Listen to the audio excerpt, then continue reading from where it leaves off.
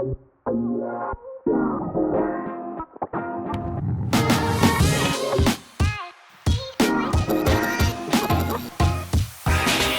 to episode number 4 of the Authentic Discipleship Podcast. My name is Jonathan Ciecka, and I am joined here today by Lori McKellar. Lori, thanks for coming on the show. Happy to be here. So, Lori, tell me a little bit about your life growing up. What was a young Lori like? Okay, well, I very active, leaned a little bit to the sports side of things. I'm an only child, so just me and my mom and dad, and grew up actually here in Murfreesboro. So I am a native Rutherford County person, and that's kind of an oddity a lot these days. Yeah, that's extremely rare. Yeah.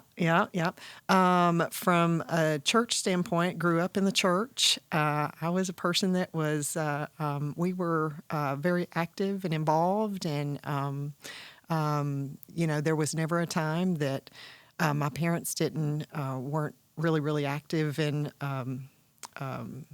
all things related to being at church Sunday morning, Sunday night, Wednesday night, all of that. So that was me, and grew up, went to UT to school, and ended up meeting Thad there, and got married, and then moved back to Rutherford County where we settled.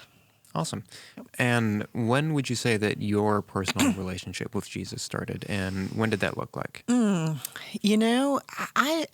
a person that was I call myself, I guess, a late bloomer. Okay.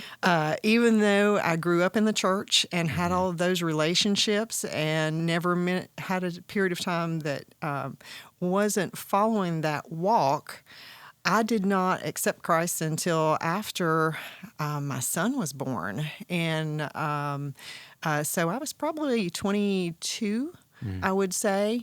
I think when we talk about our walk and different phases and different things like that, I think I kind of hung out in a spiritual child stage for a large part of my life. And not until I reached my 20s did I begin to start making, I would guess you could say, making my faith my own in that relationship. I think maybe for some folks, maybe it comes easy. For others, like myself, I rebelled, I guess, a little bit along the way. And it seemed more like what I was told to do than actually my own. And then just through things in our lives in my 20s did that change, and I began to look at myself and figure out what was missing, and changes I needed to make in my life to further that walk. So you said you grew up in church, but you didn't really make a decision to follow Christ until 22. Right. What was your mindset before then? Were you culturally Christian, atheist, agnostic? What did that look like? I would call myself, I guess, a cultural Christian. I always had the belief, but it was a very shallow belief, I guess you could say. I wasn't rooted in anything. I did question quite a bit. I remember conversations at home where I would question my dad specifically. I think I was kind of one of those children, if you say black, I'm going to say white just because. And I did a lot of that. Not until I was out from under their roof did I begin to, it led me down a path that was not a Christian walk for a period, and then had to kind of rein myself in. And then, once I had my son and so forth, things really changed. I began to look at myself, and through Thad and I and our family, we really, turned that around. Awesome.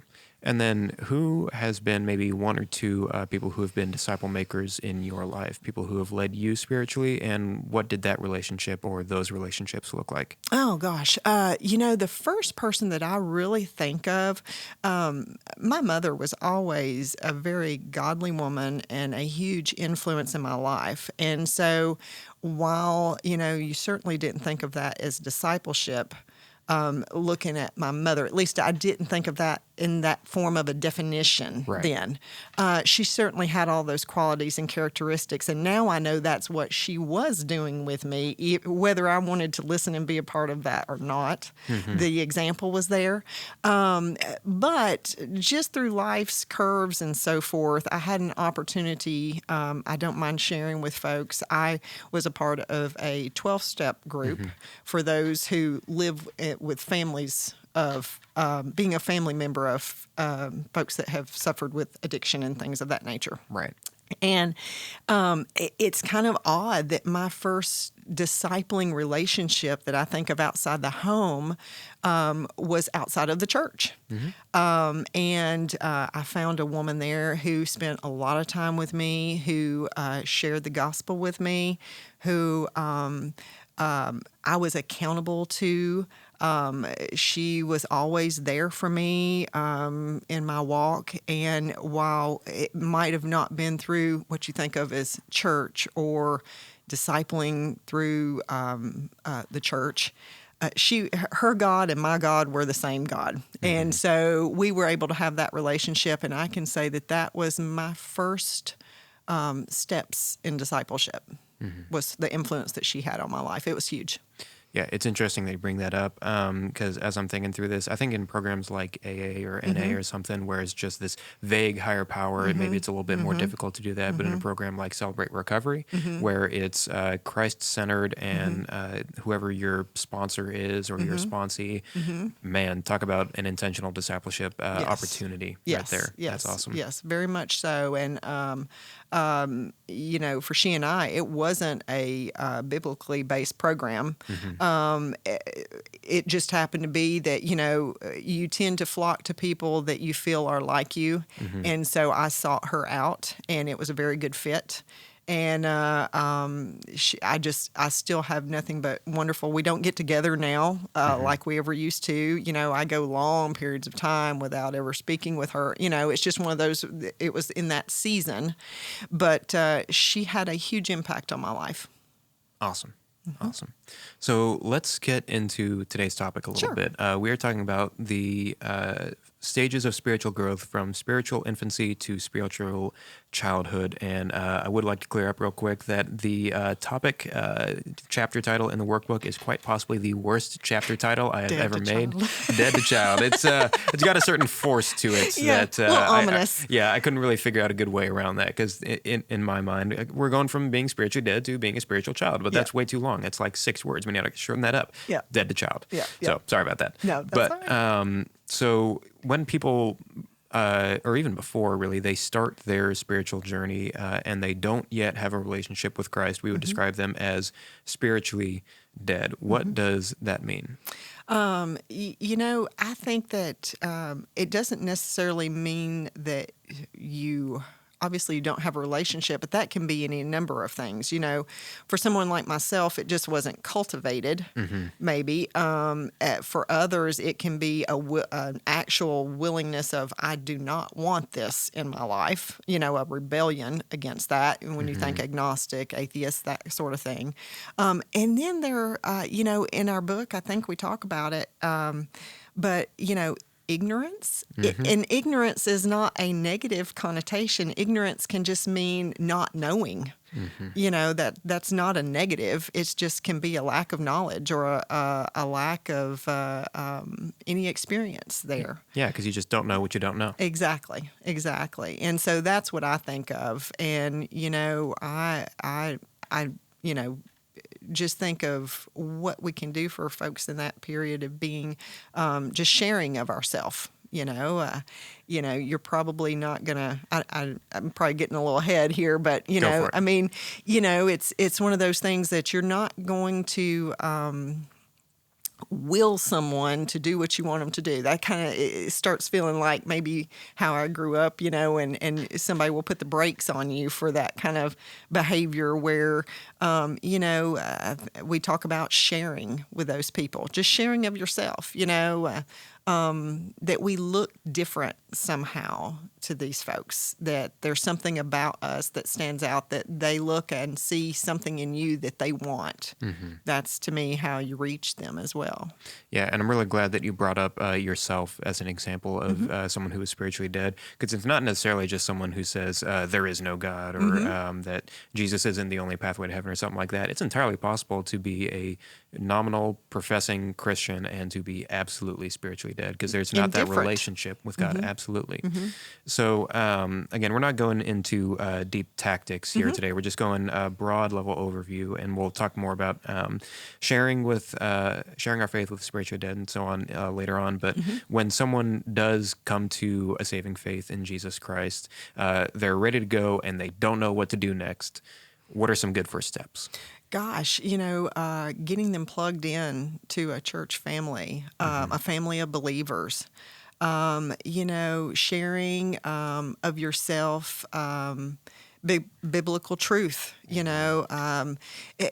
It can be just as simple as, this seems very elementary, but, you have folks that are visual learners. You have folks that love to read. For me, a huge impasse is, I have to be honest, I'm not a person who loves to read. And so I have had to learn to increase my knowledge through other ways. And I think that you really learn to spend time with someone, and you get those cues of things that are meaningful to them, that make sense for them, and help them in their walk find those resources. And I know I'm sure the plan is to talk about different resources and content, things of that nature, and that I don't want to get ahead of that. But sharing your life and what your prayer life looks like with someone. For me, the prayer piece was huge because prayer was always, for me in my world, a little more formal. And I really didn't feel like I had a strong prayer life for many years, even well into my walk. Being able to sit down with someone and share with them that, hey, God gives us instruction of what this looks like. Just take the Lord's Prayer, for example.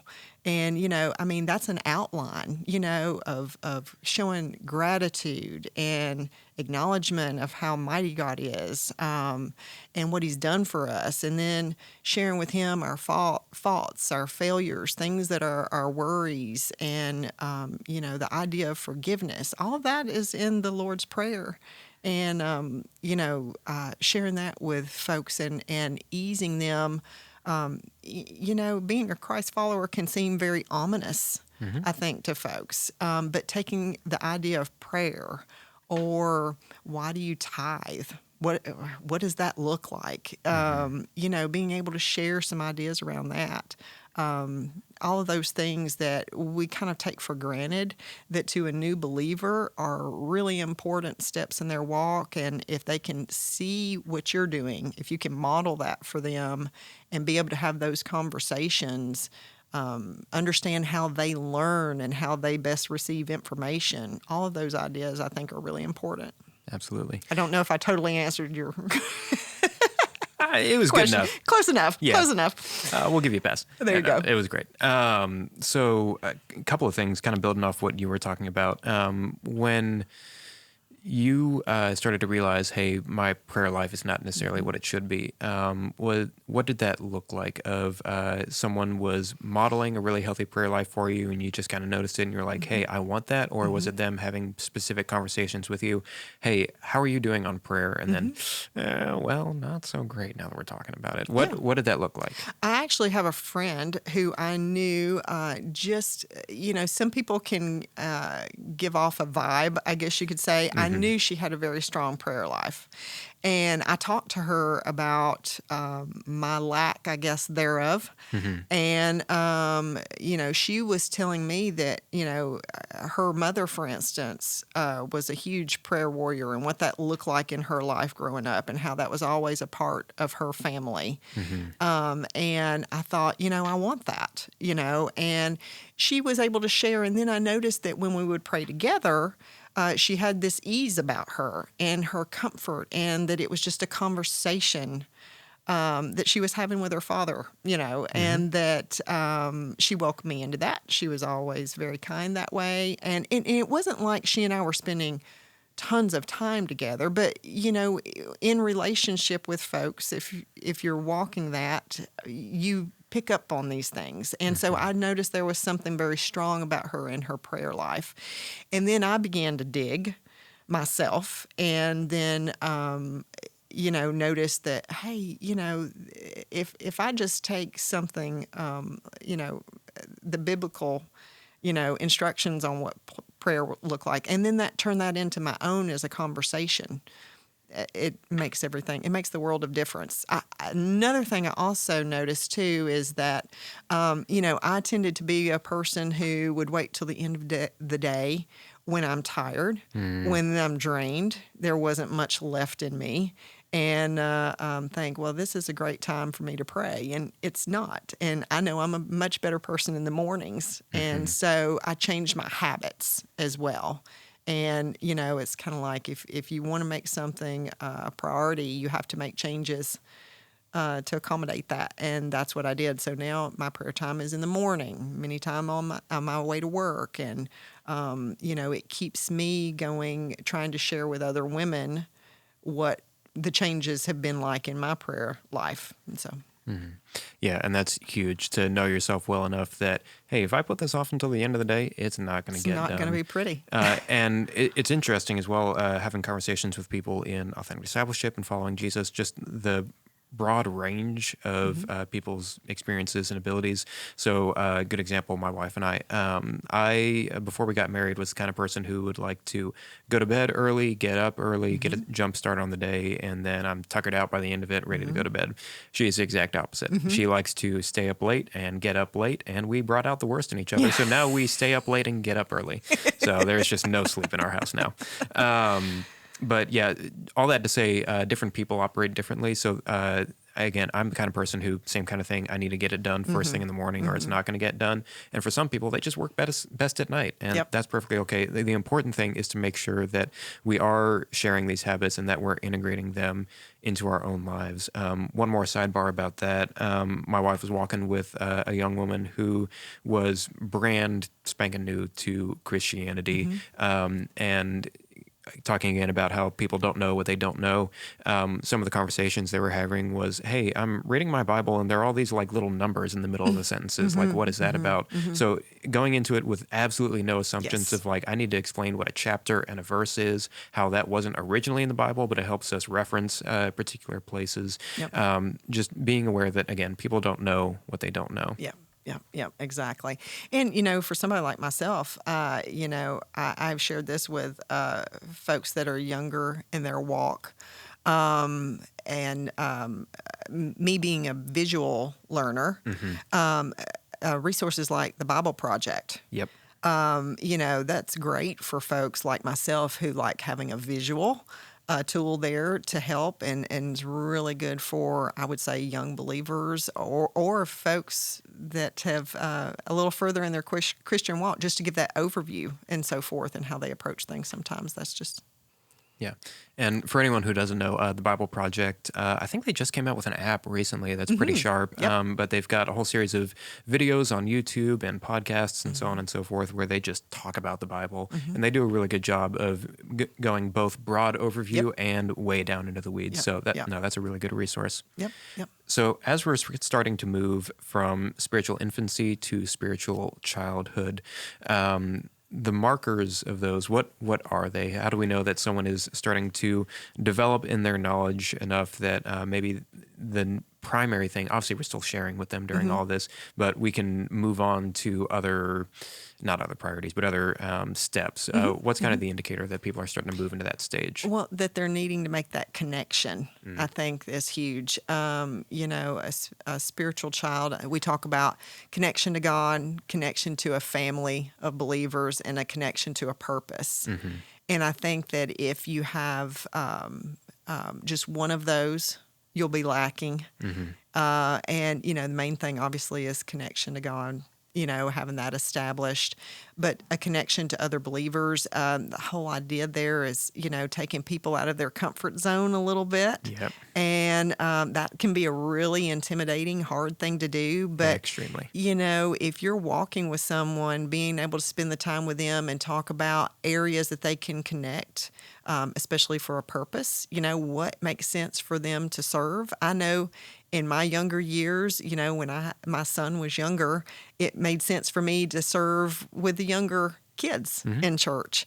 And, now I tend to serve and work with other women. And, you have different seasons and what makes sense and so forth. But I think establishing those and realizing that someone is in a position that they need to have those connections, I think is huge.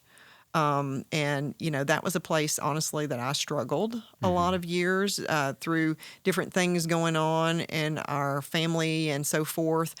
It was hard for me, and I'm just not, I kind of think of myself as a extroverted introvert, I can do what I need to do, but I can kind of be quiet in my alone time, and that can be a little difficult for folks to seek out in areas of service and things that they can do to further their walk. But they're so greatly blessed for it when they do, if you can find kind of the right niche where you belong in that period of life. Yeah, and that connecting to community portion, I think, is really important for a couple of different reasons. One of them is that if you're walking with someone, it takes a lot of the pressure off of just being you pouring into them, because now they've got a community of people around them that they're picking up these new habits from and getting more connected through that. And something that we talked about briefly on the first episode was the failure of the Jesus and me model, where it's just me and Jesus, and that's really all that I need. And it's not difficult to convince people that friends are good. It's nice to have friends and people that you're talking with, but to the people who are kind of stuck in that, well, it's okay if it's just me and God, what encouragement would you give to them to get a little bit more connected into community? Oh gosh, it's that you're cheating yourself, of relationships. Through connections, that's where you're able to have folks hold you accountable. I think that's huge.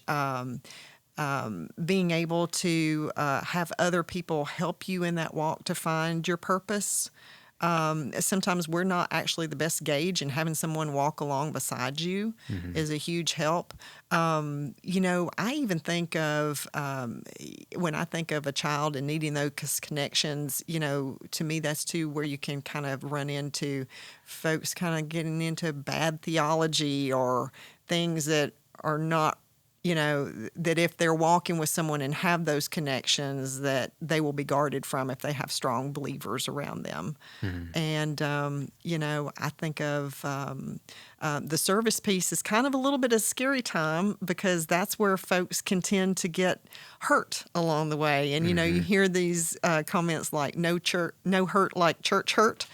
That can be difficult. And if you have a community around you to help you kind of unpackage those kinds of things, and, being a child, the analogy is already there that, you may have some childlike behaviors, meaning, you may be a little on the self-centered side, and you're just trying to begin to be others focused. And, no one is perfect, and you probably will find some way to get your feelings hurt along the way. And you're going to find that out real quick. Exactly. And somehow we find ways to get our feelings hurt outside of the church community.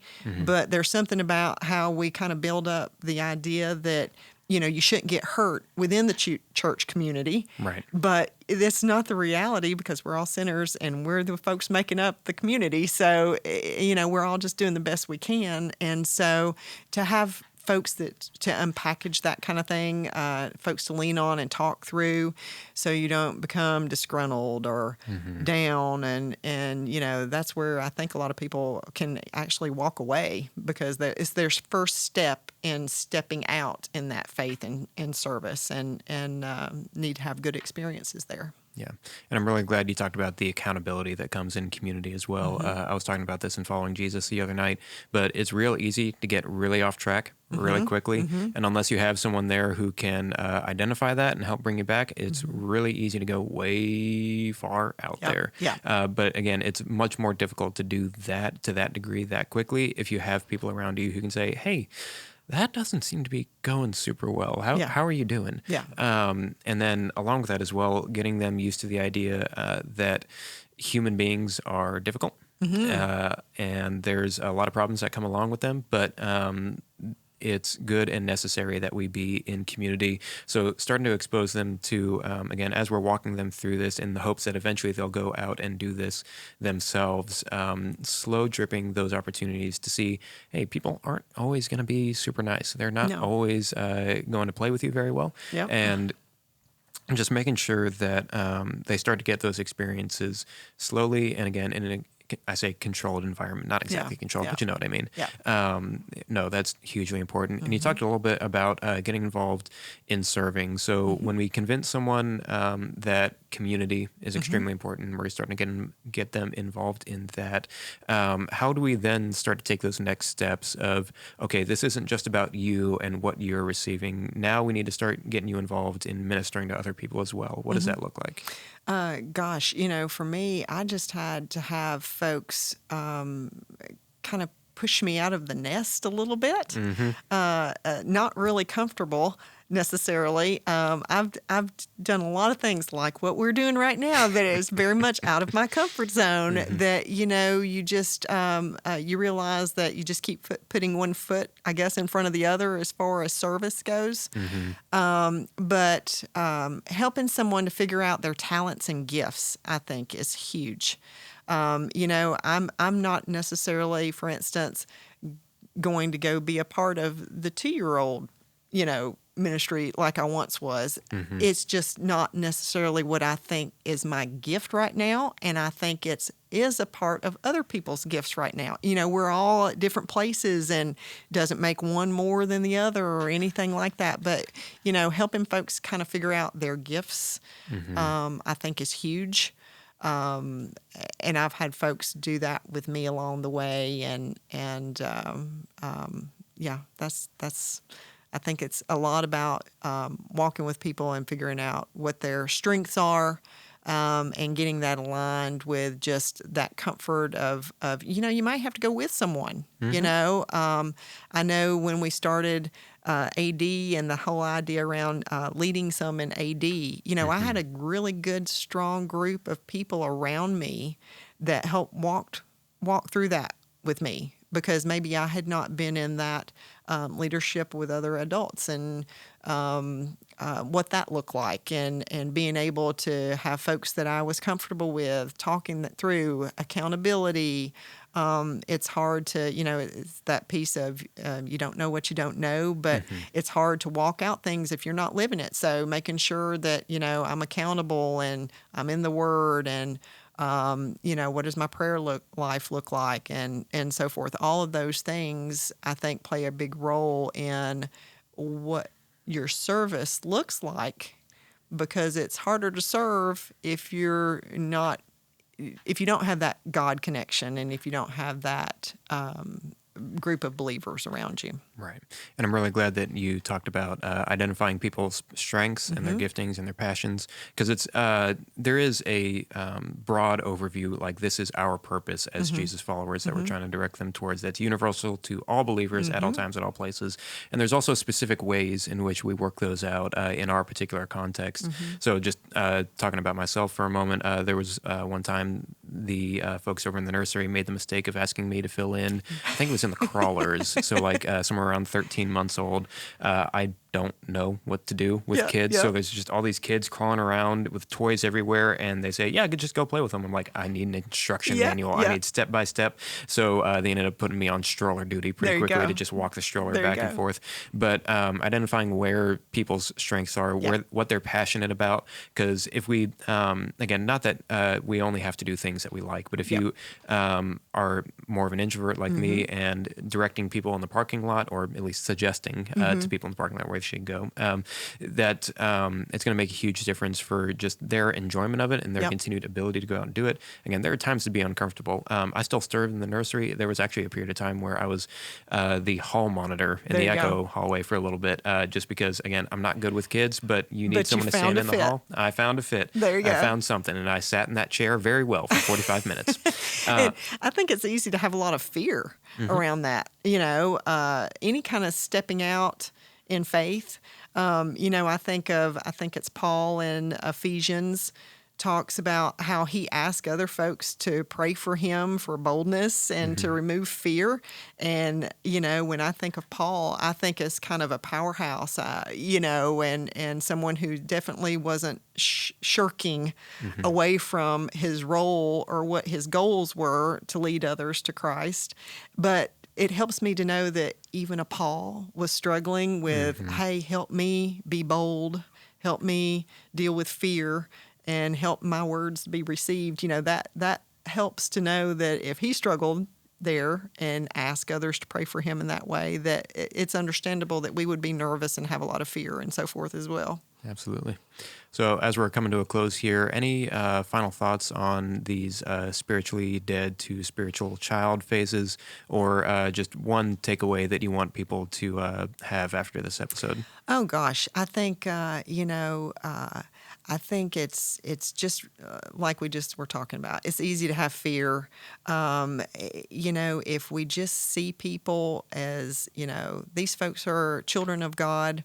If you approach going into the grocery store and the person checking you out, if you approach your teacher, if you approach the folks you work with in that manner, and see everyone who they are to Christ, then that changes how you approach them. Meaning, you may not walk up to someone that you've, in your idea or your view, maybe parts and pieces of their life and you perceive them. I think we got to watch labels, but your perception is that they're spiritually dead and that there's nothing you can do there. I think just your mere existence and showing them what your walk looks like, there's no telling what we're doing, in their life. And we're called just to plant a seed. And whether it's someone who's spiritually dead and just showing them what your walk looks like, if it's helping someone learn how to navigate and figure out their gifts so they can serve, whatever that looks like, I think we're just called just to be a part of that and, go and make disciples of all nations, So as long as we keep that in mind, and that will keep us from being, what's the word I'm thinking of that, all of a sudden the word is gone. Ventriloquism. I don't think that's the word. Well, it will keep us from resting on our laurels. There's a word for that, and I can't think of what the word is, but you know what I mean. So anyway, it'll keep us going in the right direction. Awesome. I think that's a pretty good note to close it out on. Lori, thanks for coming on the show today. Thank you. Happy to be here.